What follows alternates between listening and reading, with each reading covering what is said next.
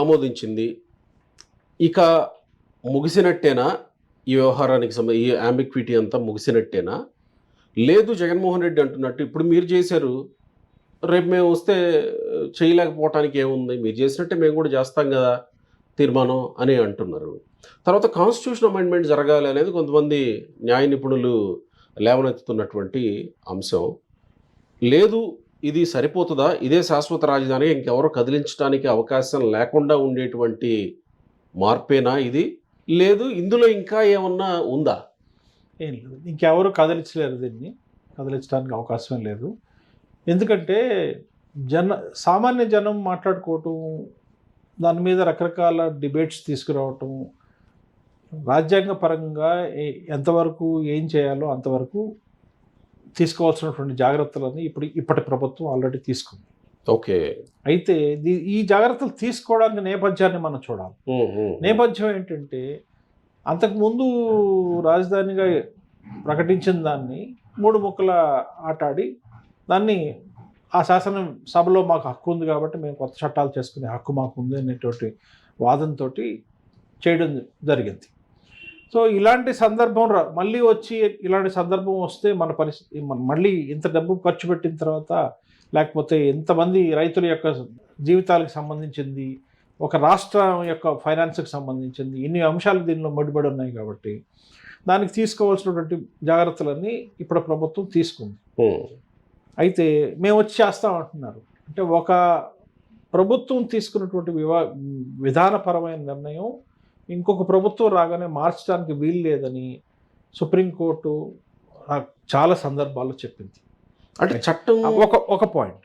2, ఒక వ్యక్తి లేదా ఆ వ్యక్తి వెనకాల ఉన్న సమూహం రేపు మేము ఎన్నికయ్యాము, మాకు మా ఇష్టానుసారంగా చేసుకుంటాము అని అంటే, అందుకే కదా కోర్టులు ఉంది ఇష్టానుసారంగా చేయడానికి. అదేమో రాచరికం కాదు, ఆయన ఏమో రాజు కాదు, ఇది ప్రజాస్వామ్యం, దీనికి ఒక రాజ్యాంగం ఉంది. రాజ్యాంగం ప్రకారం అన్ని విధానాలు, అన్ని అంశాలు ఒక పద్ధతి ప్రకారం ఒక నిర్దిష్టంగా రూల్ ఆఫ్ లా ప్రకారం జరగాలి. రూల్ ఆఫ్ లా ప్రకారం అంటే ఒక నిర్ణయం, విధాన నిర్ణయం, ఒక పాలసీ తీసుకున్న తర్వాత కంటిన్యూటీ ఆఫ్ పాలసీ అనేది one of the principles of democracy. కోర్టులు మళ్ళీ చెప్పినాయి. అంటే ప్రభుత్వాలు మారినప్పుడల్లా విధాన నిర్ణయాలు మార్చకూడదు. అంటే విధాన నిర్ణయాలు చట్టం ద్వారా మారితే, రాజ్యాంగం ద్వారా మారితే, ఇప్పుడు మీరు చేసే చట్టం సదుద్దేశంతో చేసే చట్టమా, ప్రజల హితం కోసం చేసే చట్టమా, లేకపోతే మీ వ్యక్తిగత అభిప్రాయాలని సాటిస్ఫై చేసుకోవడానికి, మీ ఈగో సాటిస్ఫై చేసుకోవడానికి, మీకు ఎవరి మీద ఉన్న దుగ్ధని మీరు తీర్చుకోవడానికి శాసన వ్యవస్థను అలా వాడుకోవడానికి లేదు. దాన్ని మాలిఫైడ్ ఎక్సర్సైజ్ ఆఫ్ పవర్ అంటారు. ఈ మాలిఫైడ్ ఎక్సర్సైజ్ ఆఫ్ పవర్ ఇప్పుడు ముందు నుంచే చెప్తున్నారు కదా, మీరు 1000 కోట్లు అక్కడ ఖర్చు పెడుతున్నారు. ఇప్పటికి పోయిన ప్రభుత్వం 2014-19 మధ్యలో 16,000 కోట్లు ఖర్చు పెట్టాం. ఇప్పుడు 56,000 కోట్ల పనులు జరుగుతూ ఉన్నాయి. ఇంకా పూర్తయ్యేసరికి మొత్తం 1,00,000 కోట్లు అవుతాయేమో.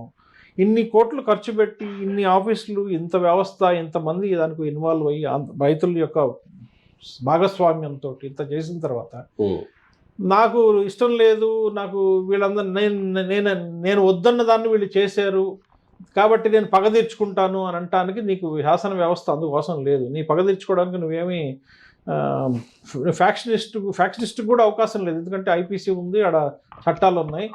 సో కాబట్టి ఈ పగ తీర్చుకోవడానికి శాసన వ్యవస్థను వాడుకోవడానికి లేదు. దాన్ని మాలిఫైడ్ ఎక్సర్సైజ్, అట్లాంటి పని ఏదైనా చేస్తే ఆ పర్టికులర్ చట్టం కానీ, ఆ కొత్త చట్టం కానీ, అవన్నిటిని కోర్టులు ఖచ్చితంగా కొట్టేస్తాయి. అంటే అసెంబ్లీలో తీర్మానం చేసి పార్లమెంట్లో ఆమోదం పొందినా కూడా కోర్టుల వరకు వచ్చినప్పుడు ఆగిపోయే అవకాశం ఉంది అనేది మీరు చెప్తున్నారు. అబ్సల్యూట్లీ. ఓకే. ఎందుకంటే దానికి పునాది ఇప్పుడే వేసాడుగా. మేము వస్తే మార్చేస్తాం, మేము వస్తే మార్చేస్తామని. మరి మేము వస్తే మారుస్తాం ఇంటెన్షన్ ఏదో ఉంది. మీకు నచ్చలా, మీకు ఇప్పుడు నువ్వు ప్రభుత్వాన్ని నడిపించే అధినేతలకు వ్యక్తిగత ఇవి ఉంటాయండి. రాగద్వేషాలకు అతీతంగా వాడు ప్రమాణంలో ఏమంటాడు, ఎవరైనా సరే మినిస్టరో చీఫ్ మినిస్టరో, they will take an oath of office. What is their promise? రాగద్వేషాలకు అతీతంగా కుల మత ప్రాంత రాగద్వేషాలకు అతీతంగా నేను నా డ్యూటీని డిశ్చార్జ్ చేస్తానంటాడు. ఇప్పుడు చూపిస్తున్నటువంటి ఇదేంటి విషం చిమ్ముతున్నారు. ఇప్పుడు వాళ్ళు చూపిస్తున్నారు అంటే టెక్నికల్ గా వచ్చినప్పుడు వాళ్ళు ఓపెన్ గానే చెప్తున్నారు, మేము విషయం మా మైండ్ ఇదే, మేము ఇలాగే చేస్తాం, అలా చేస్తే మేము ఊరుకోము, మేము కోర్టులతో మేము కోర్టులు ఉన్నాయి, కోర్టుల ద్వారా మీ వ్యవహారాలను మేము చెక్ పెడతాం, ఖచ్చితంగా చెక్ పెడతాం. పార్లమెంట్ చేయనివ్వం. పార్లమెంట్ ఇప్పుడు చేయలే ఇప్పుడు కూడా మేము చేసామన్నారు కదా, మేము చేసామన్నారు, మాకు అధికారం ఉందన్నారు, శాసన వ్యవస్థలోకి కోర్టులు రాకూడదు అన్నారు, అయినా కానీ ఏమైంది? అల్టిమేట్లీ రైతులే గెలిచారు కదా, అవును, ప్రజలే గెలిచారు కదా. ఇప్పుడు వాళ్ళ అదే మ్యాండేట్ మీద వెళ్ళారు కదా, రాజధాని వాళ్ళు మార్చాలనేది వాళ్ళ ఉద్దేశం. ఆ మ్యాండేట్ మీదనే కదా ప్రజల దగ్గరికి వెళ్ళి ఓట్లు అడిగి 11 పరిమితం అయిపోయారు. సో ఇది రేపు ఇదే అంశం మీద ఎన్నికలకి వస్తారేమో, వాళ్ళకి అంత ధైర్యం ఉందేమో చూడాలి. అది బయట జరిగేటువంటి ఇది. కానీ మనం చట్టంలో వెళ్ళినప్పుడు, చట్ట పరిధిలోకి వెళ్ళినప్పుడు నేను పగ తీర్చుకోవడానికి అధికారంలోకి వస్తున్నాను, నేను వాళ్ళు చేసిన పని అన్నింటినీ కాలు రాసేస్తాను, ఆ మాట చెప్పి రమ్మనండి అధికారంలోకి. కోర్టులు కూడా మరి అది అట్లాంటి అధికారాన్ని చేయనిస్తాయా చేయనివో అని మనం మళ్ళీ ఇంకోసారి టెస్ట్ చేసుకుందాం. అసలు పార్లమెంట్ దీన్ని యాక్సెప్ట్ చేస్తుందా? పార్లమెంటు హోంశాఖ దీన్ని ఒకవేళ జగన్మోహన్ రెడ్డి కాదు ఇంకెవరైనా వచ్చి, జగన్మోహన్ రెడ్డి వచ్చి ఇదిగో మేము అసెంబ్లీలో ఈ తీర్మానం చేసాం, మీరు ఆమోదించండి అని అంటే పార్లమెంట్ యాక్సెప్ట్ చేస్తుందా? చేయదు. ఇది నాకు కావాల్సిన పాయింట్. టెక్నికల్ చేయదు, ఎందుకంటే ఆల్రెడీ చేసి చేయదు. ఎందుకంటే ఎక్కడైనా ఇప్పుడు ఇక్కడ మందబలం ఉంది కాబట్టి నేను నా ఈగోని సాటిస్ఫై చేయడం కోసం నేను ఇలాంటి చట్టం నేను తీసుకొస్తున్నాను అని అంటే పార్లమెంట్ కూడా ఉద్దేశాలను చూస్తుంది అక్కడ. చూస్తా, అట్లా కాదు, ఈ పర్టికులర్ ఇట్లా చేసిన చట్టాలని ఇంత డబ్బులు ఖర్చు పెట్టి ప్రజలు ఇదంతా ఎవరి సొమ్ము అండి?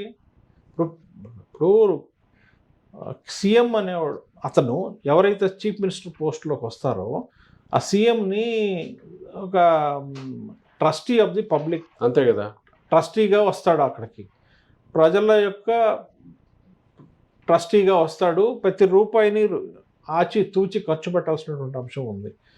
ప్రజల కోసం ఖర్చు పెట్టిన అన్నింటినీ నాకు ఇష్టం. ఇప్పుడు నేను ఇక్కడ ఈ సీట్లో నేను కూర్చోను, నాకు ఇష్టం లేదు, అక్కడ ఆల్రెడీ సెక్రటేరియట్ ఉంది, అక్కడ సీఎం ఛాంబర్ ఉంది, అన్నీ ఉన్నాయి, నేను ఈ ఛాంబర్లో కూర్చోను అంటానికి లేదు కదా.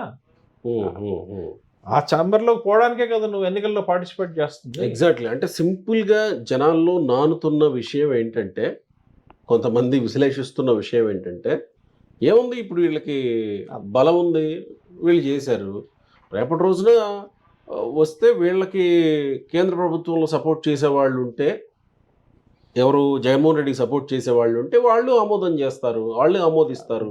ఇప్పుడు జగన్మోహన్ రెడ్డి ఈ కోయిలేషన్ గవర్నమెంట్స్లో ఇప్పుడు రేపొద్దున ఒకవేళ ఇతని సపోర్ట్ తోటి అక్కడ ఏదైనా ప్రభుత్వం వచ్చి ఇతను ఏది చేస్తే అది అక్కడ ఆమోదించిన కోర్టులు మాత్రం అక్కడ ఊరుకో. ఓకే ఎక్కడ ఒకవేళ పార్లమెంట్ వరకు అయితే వెళ్ళి అక్కడ సపోర్ట్ ఉంటే ఆమోదించే అవకాశం ఉంటుందా? దానికి అవకాశం లేదు, ఎవరు చేయరండి. ఎందుకంటే ఇది వాళ్ళు చేసే ఏ చర్య అయినా సరే రాజ్యాంగ జ్యుడిషియల్ రివ్యూకి బద్దమే కదా, కోర్టుల్లో ఛాలెంజ్ చేయబడుతుంది.